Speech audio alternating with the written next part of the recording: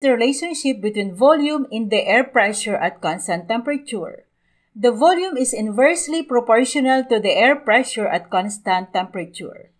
This means that at constant temperature, as the air pressure decreases, the volume increases and vice versa. This relationship of volume to pressure at constant temperature is called Boyle's law. Boyle's law states that as the amount of pressure on a fixed amount of gas is increased, its volume decreases at constant temperature.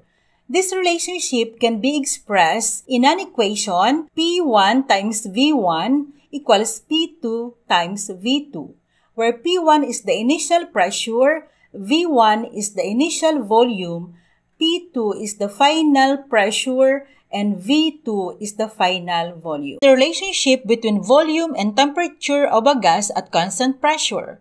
The volume is directly proportional to the temperature of a gas at constant pressure. This means that as the temperature of a gas increases, the volume also increases. This relationship is called Charles' law. Charles' law states that as the temperature increases, the volume of a gas also increases. Conversely, if the temperature of a gas decreases, the volume of the gas also decreases, keeping the pressure to be constant.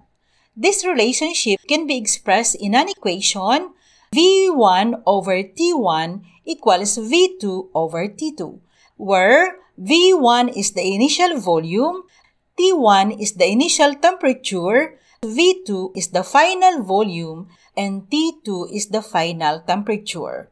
By the way, the temperature in gas laws is expressed in Kelvin or Kelvin units.